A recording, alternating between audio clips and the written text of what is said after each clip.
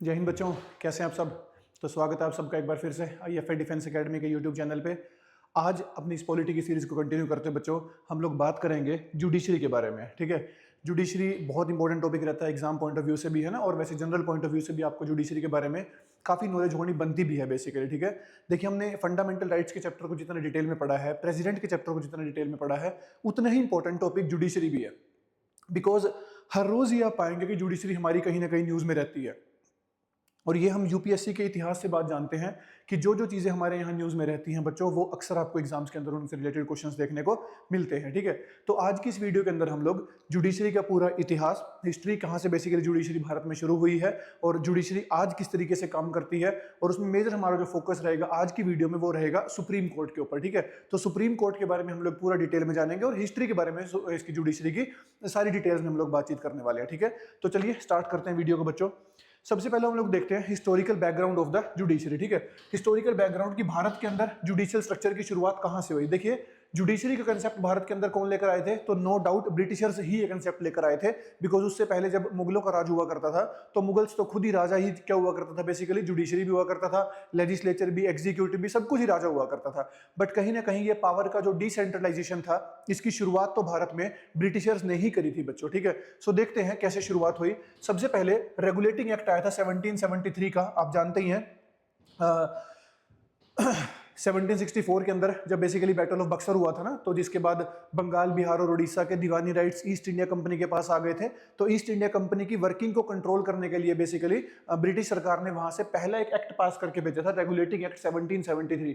अपनी इस पॉलिटी की बिल्कुल फर्स्ट वीडियो के अंदर हमने यही चीज पढ़ी थी, हिस्टोरिकल बैकग्राउंड हमारी कॉन्स्टिट्यूशन का बेसिकली। तो उसमें इसको, इन सभी एक्ट्स को लेकर डिटेल में सब कुछ चीजें मैंने पढ़ा रखी है, आप वहां से एक बार देख सकते हो। ठीक है, सो जुडिशरी को लेकर आज हम चीजें देखेंगे।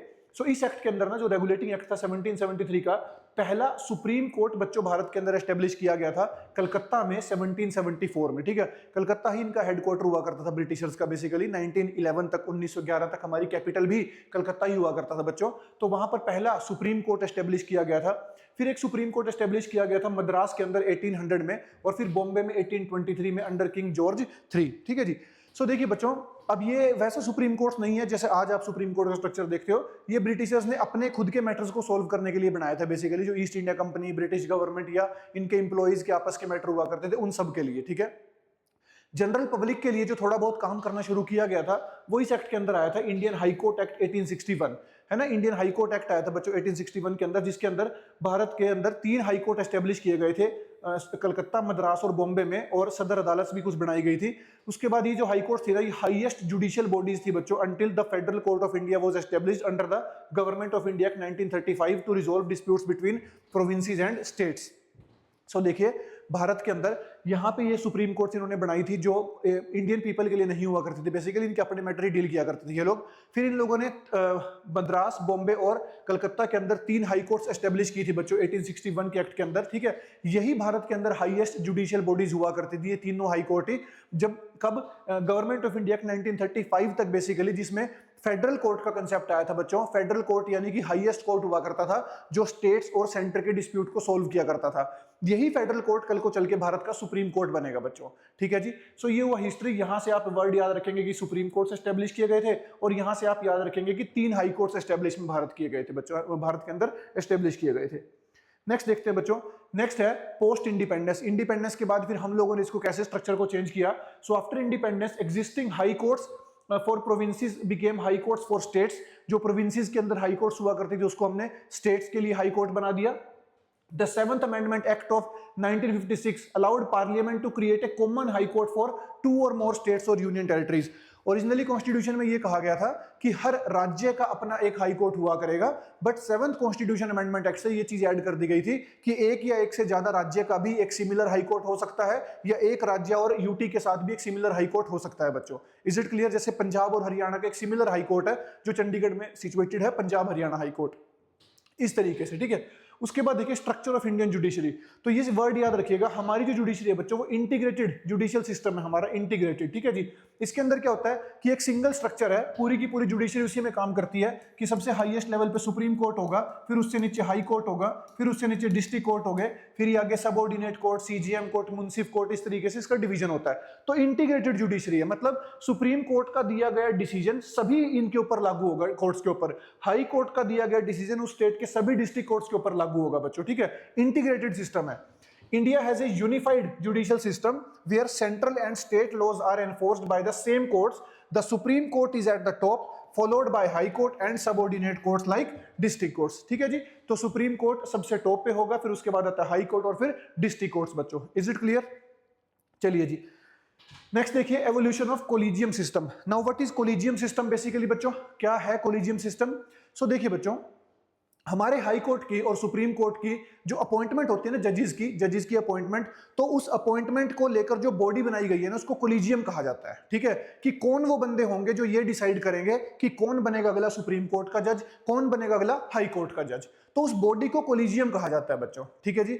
अब देखिए एक बात याद रखेंगे, जुडिशरी के लेवल पर एग्जाम के थ्रू जो अपॉइंटमेंट होती है जज बनने की वो सिर्फ डिस्ट्रिक्ट लेवल तक होती है, उसके बाद आप प्रमोशन से ही बनते हो। हाई कोर्ट के जज भी आप प्रमोशन से बनते हो, अपॉइंटमेंट होती है आपकी डायरेक्टली, और सुप्रीम कोर्ट के जज भी आप प्रमोशन से ही बनते हो बेसिकली, है ना, नॉमिनेशन से बनते हैं। उसके लिए कोई एग्जाम या कोई वैसा क्राइटेरिया नहीं होता बच्चों।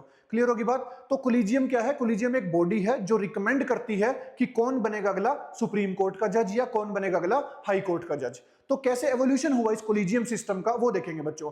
तो 4 जजेस केस है, चारों बहुत इंपॉर्टेंट है। सबसे पहले फर्स्ट जज केस देखिए 1982।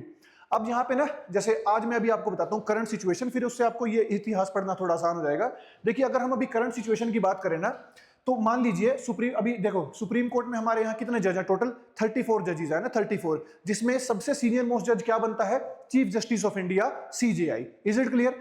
अब मान लीजिए सबसे सीनियर वही है तो सबसे पहले रिटायर वही होगा। अब मान लीजिए जैसे ही हमारा सीजीआई रिटायर होगा तो कितनी वैकेंसी क्रिएट हो गई सुप्रीम कोर्ट में? एक वैकेंसी क्रिएट हो गई। अब इस वैकेंसी को क्रिएट करने के लिए जो हाई कोर्ट्स हैं, जितने भी हमारे यहाँ जो 25 हाई कोर्ट्स हैं, उनमें से किसी एक जज को, जितनी हाई कोर्ट्स हैं सब में जितने भी जजेस बैठे हैं टोटल, जो भी क्वालिफिकेशन को मैच कर रहा होगा उसमें से किसी एक जज को बनाया जाएगा क्या? सुप्रीम कोर्ट का नेक्स्ट जज, है ना, जो 34th जज बनेगा। तो ये कौन बनेगा 34th जज? वो कोलिजियम डिसाइड करता है। तो ये कोलिजियम कैसे होता है?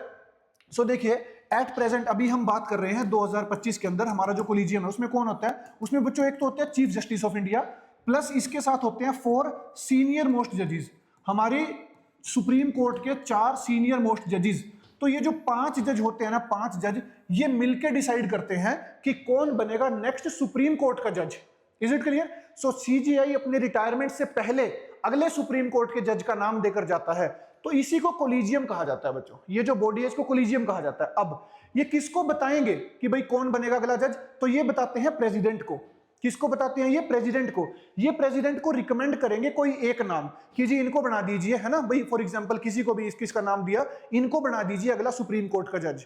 अब ये जो एडवाइस इन्होंने प्रेसिडेंट को दी है, ये जो एडवाइस, ये जो इन्होंने कंसल्ट करके एक नाम भेजा है, क्या प्रेसिडेंट के ऊपर ये एडवाइस बाइंडिंग होती है? तो यस, ये जो एडवाइस होती है कोलिजियम सिस्टम की बच्चों, ये बाइंडिंग होती है प्रेसिडेंट के ऊपर। Is it clear? अब इसी का इतिहास यहां लिखा गया है, जरा पढ़ेंगे। फर्स्ट जज केस में क्या कहा? Supreme court opinion that consultation does not mean concurrence and it implies an exchange of views. कि भैया राष्ट्रपति कंसल्ट तो कर रहा है ना, सुप्रीम कोर्ट के जजेस से, पर ये कंपलसरी नहीं है कि वो उन्हीं की मानेगा। तो फर्स्ट जज केस के अंदर प्रेसिडेंट को ज्यादा पावर दी गई थी बेसिकली, कि वो चाहे तो इनको मना भी कर सकता है, जो नाम ये लोग लिख के भेजेंगे कि नहीं ये नहीं कोई और नाम होगा बेसिकली। क्लियर होगी बात फर्स्ट जज केस में।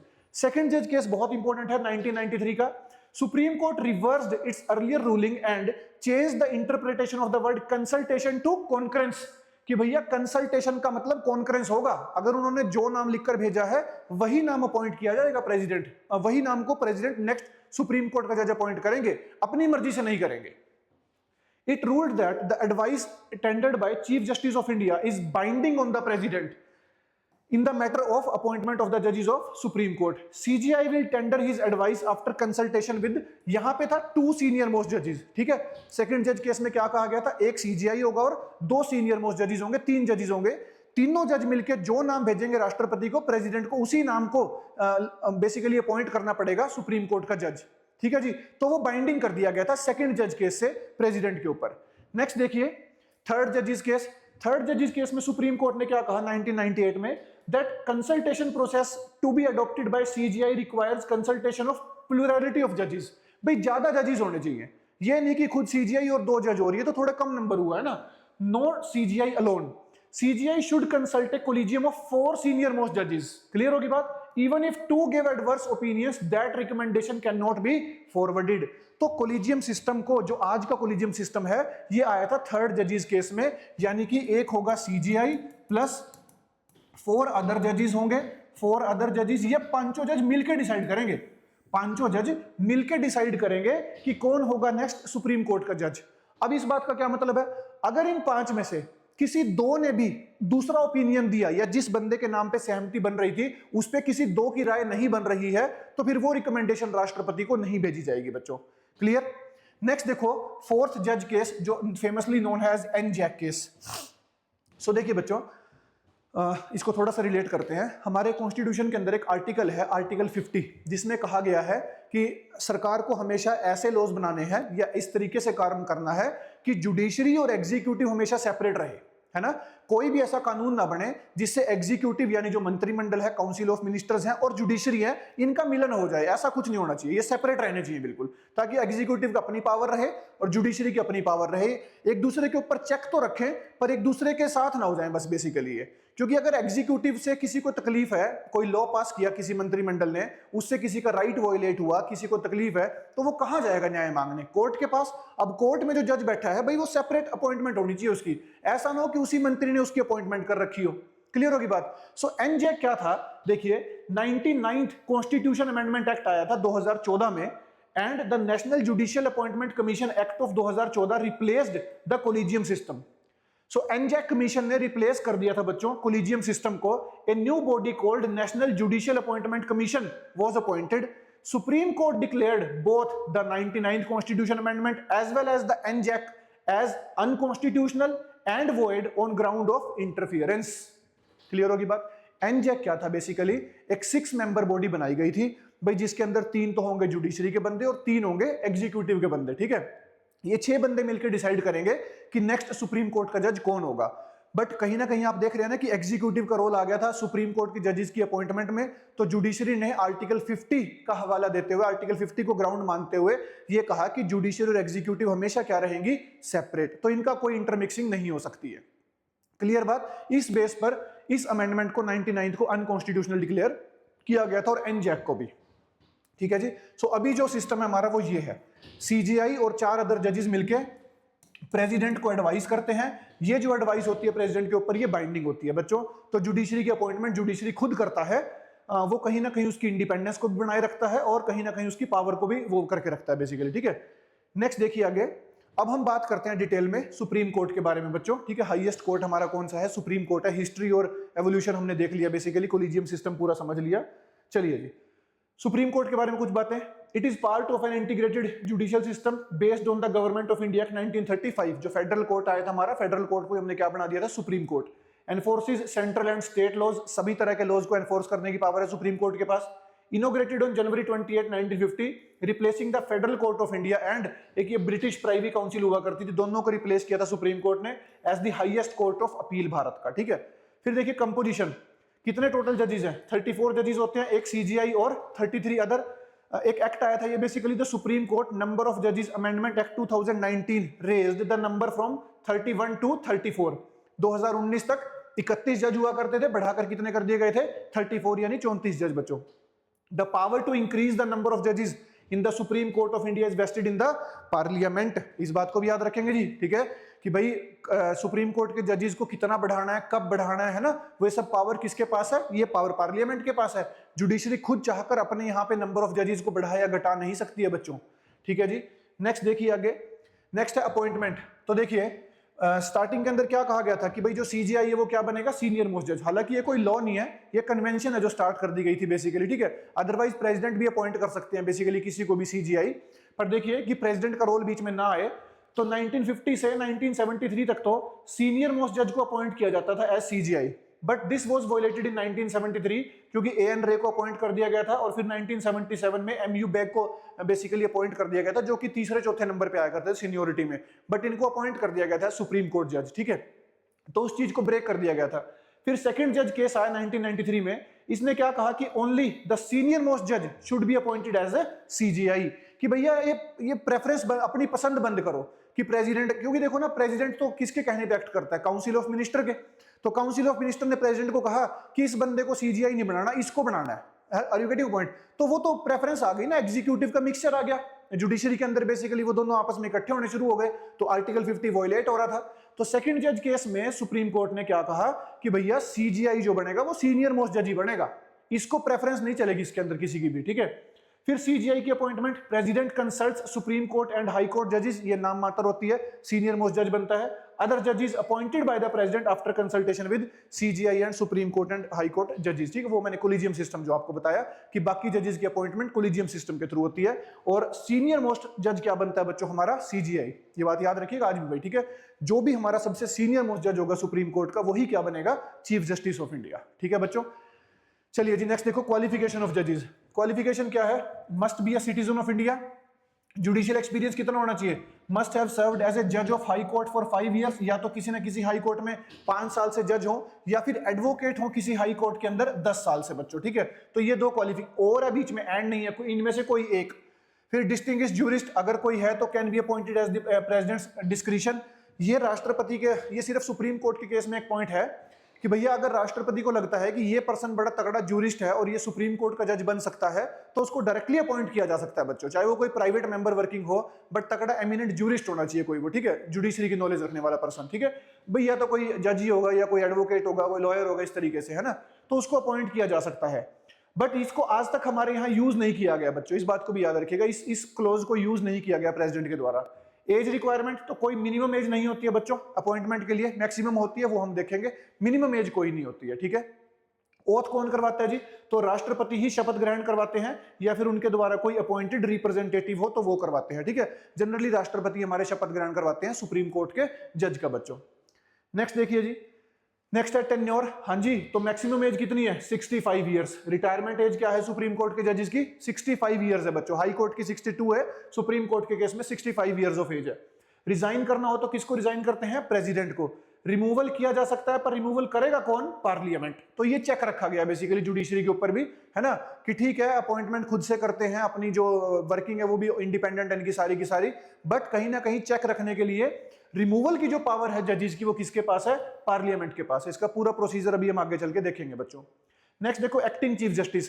तो प्रेसिडेंट अपॉइंट कर सकते हैं किसी एक जज को of the supreme court as an acting chief justice, कब, जब सीजीआई अपने ऑफिस में ना हो तब, सीजीआई टेम्परेरीली एब्सेंट हो तब, या फिर सीजीआई अपनी ड्यूटीज परफॉर्म ना कर पा रहे हो बीमार बिमूर होने की वजह से किसी भी कारण से, तो किसी एक सुप्रीम कोर्ट के ही किसी एक जज को टेम्परेरीली क्या बना दिया जाएगा, एक्टिंग चीफ जस्टिस बच्चों, ठीक है, कुछ टाइम पीरियड के लिए।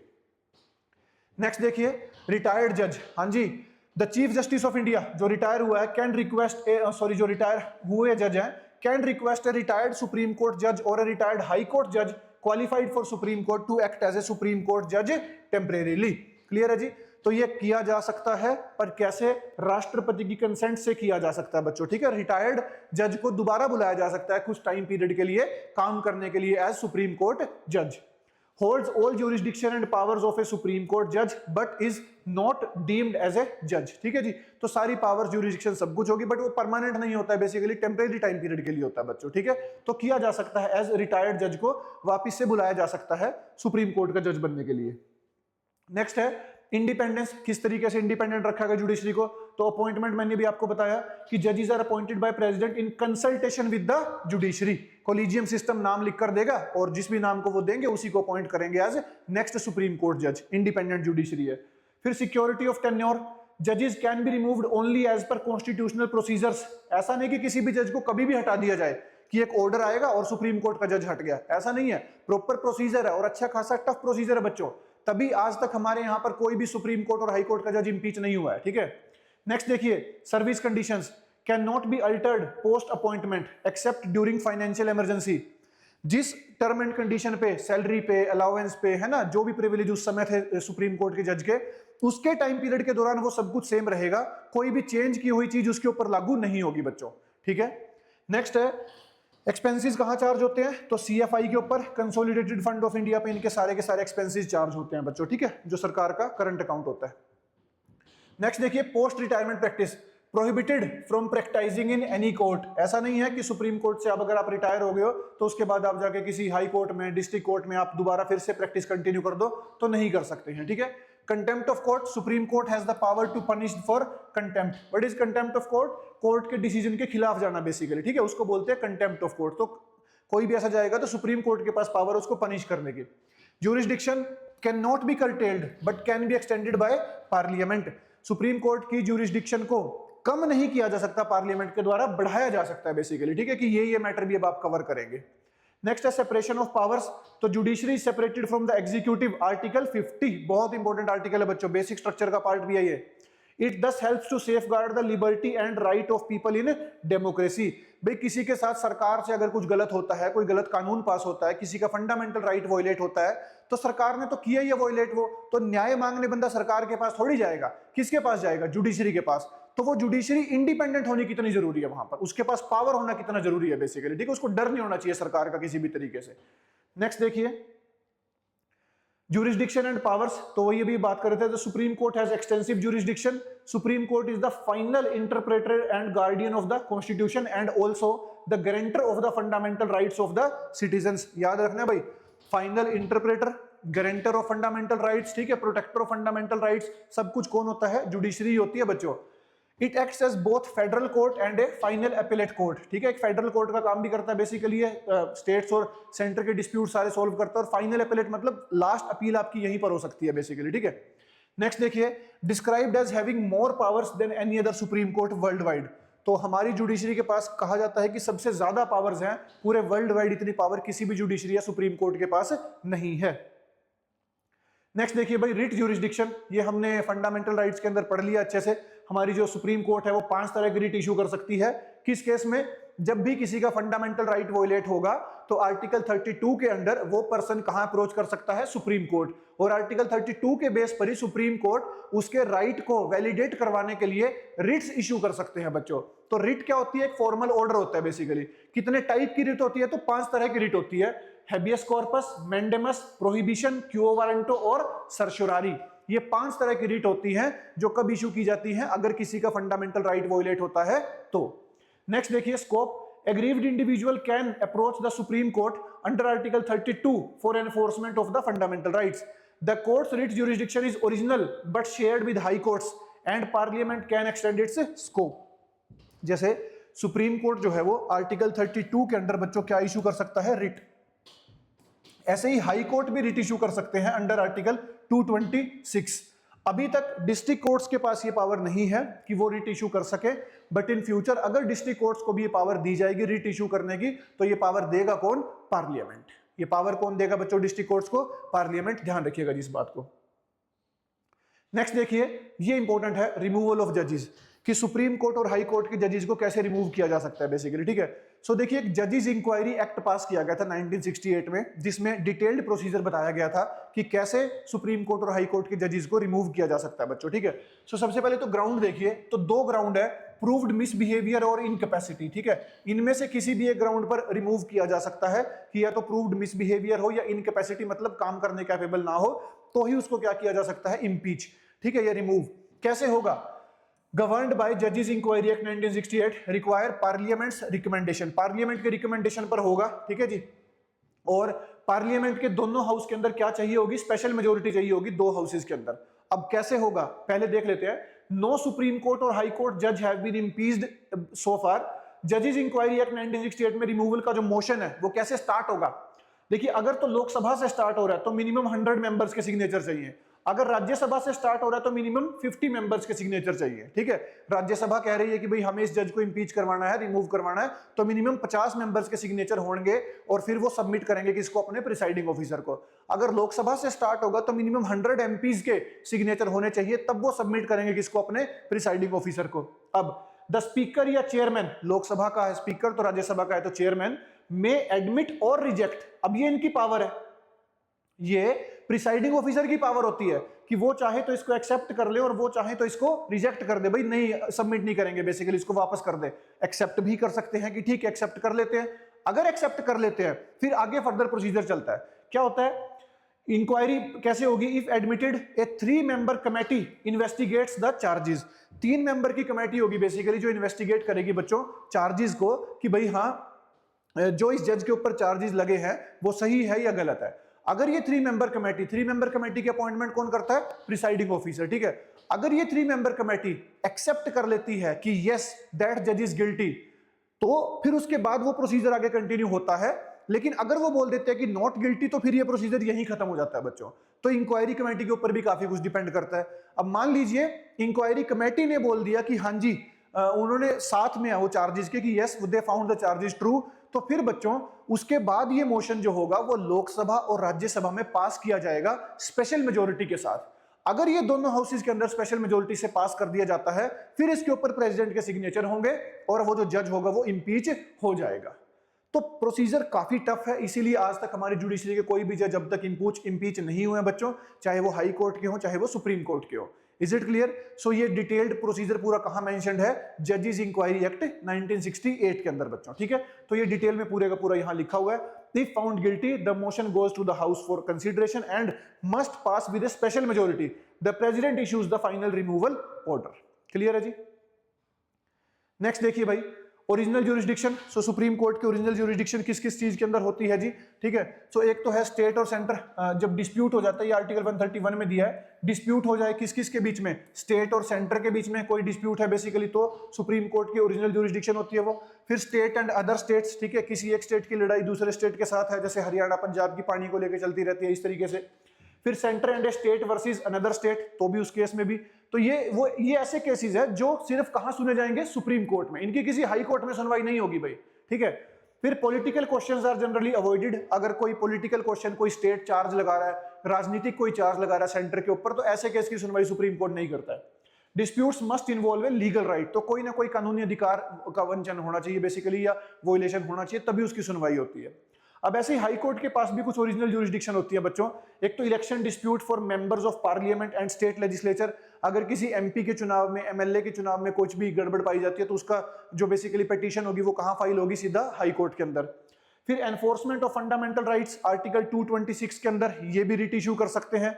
उसके बाद cases transferred from subordinate courts involving constitutional interpretation. जो भी डिस्ट्रिक्ट कोर्ट्स होती हैं जहां पर कहीं पर कॉन्स्टिट्यूशन की इंटरप्रिटेशन हो रही है, कॉन्स्टिट्यूशन बीच में आ रहा है बेसिकली, ऐसा कोई केस है, तो वो केस डायरेक्टली कहां ट्रांसफर कर दिया जाता है, हाई कोर्ट के पास। उसके बाद उसकी सुनवाई हाई कोर्ट करता है बच्चों, ठीक है। तो ये कुछ केसेस है जहां दोनों की ओरिजिनल ज्यूरिसडिक्शन मेंशन की गई है। नेक्स्ट देखिए जी, नेक्स्ट है एडोक जजेस। आर्टिकल याद रखिएगा इसका 127, appointment. CGI can appoint A high court जज एज एन एडोक जज when there is lack of quorum. अगर सुप्रीम कोर्ट के अंदर नंबर ऑफ जजेस पूरे नहीं हो रहे हैं बेसिकली, तो फिर वहां पे एक हाई कोर्ट के जज को एज बोलिए भाई कुछ टाइम पीरियड के लिए, ठीक है, एज एडोक जज अपॉइंट किया जा सकता है बच्चों। Requires consultation with the chief justice of the concerned high court and the president's consent, ठीक है। तो जिस भी हाई कोर्ट से उस जज को ऊपर सुप्रीम कोर्ट भेजा जा रहा है, उस हाई कोर्ट के सीजीआई की चीफ जस्टिस की कंसेंट होगी और प्रेसिडेंट की कंसेंट ली जाएगी। तो किसी भी जज को क्या अपॉइंट किया जा सकता है, एज सुप्रीम कोर्ट का एडोक जज, टेम्परेरी टाइम पीरियड के लिए, ठीक है। फिर होती है एडवाइजरी ज्यूरिसडिक्शन, ये इंपॉर्टेंट है। The president can seek supreme court's opinion on any question of law, fact of public importance and on dispute arising from the pre constitutional treaties, agreements etcetera. तो देखिए दो तरह के केसेस में हमारा जो राष्ट्रपति है वो सुप्रीम कोर्ट की सलाह मांग सकता है आर्टिकल 143 के अंदर। पहला है any question of law, fact of public importance. अगर कोई लॉ से रिलेटेड क्वेश्चन है पब्लिक इंपॉर्टेंस का, तो उस केस में हमारा जो प्रेसिडेंट है वो सलाह मांग सकता है, किससे, सुप्रीम कोर्ट से। पर इस केस के अंदर बच्चों जो सुप्रीम कोर्ट होता है वो बाइंडिंग नहीं होता है अपनी एडवाइस देने के लिए, दे भी सकते हैं नहीं भी दे सकते हैं। पर जो सेकंड केस है ना, on dispute rising from pre constitutional treaties और एग्रीमेंट्स, कोई प्री कॉन्स्टिट्यूशनल ट्रीटीज या एग्रीमेंट्स हैं बेसिकली, है ना, जिनके ऊपर आज कोई चैलेंज किया जा रहा है, तो उस केस में अगर हमारा प्रेसिडेंट एडवाइस मांगता है सुप्रीम कोर्ट से, तो इस केस में बाइंडिंग हो जाता है सुप्रीम कोर्ट के लिए भी अपनी एडवाइस टेंडर करना बच्चों, कि हाँ आपको एडवाइस देनी पड़ेगी, बताना पड़ेगा कि इस केस में क्या किया जाए। Is it clear? तो ऊपर वाले केस में बाइंडिंग नहीं होता है, इस केस में बाइंडिंग होता है बच्चों, ठीक है जी। तो आई होप सो कि जुडिशरी को लेकर आपके सभी चीजें क्लियर हो गई होंगी, ठीक है। फिर भी कुछ बच जाएगा तो हम अलग से भी कवर कर लेंगे जुडिशरी को। आज वैसे काफी डिटेल में मैंने आपको सब कुछ बता दिया, हिस्टोरिकल एवोल्यूशन से लेकर जुडिशरी की पावर्स तक, ठीक है। आपके एग्जाम पॉइंट ऑफ व्यू से, NDA CDS exam point of view से, एफ कैट सीएपीएफ, ये मोर देन इनफ है आप लोगों के लिए, ठीक है बच्चों। इसी के साथ आज की वीडियो को यहीं खत्म करते हैं, मिलते हैं नेक्स्ट वीडियो के अंदर। तब तक के लिए जय हिंद, जय भारत।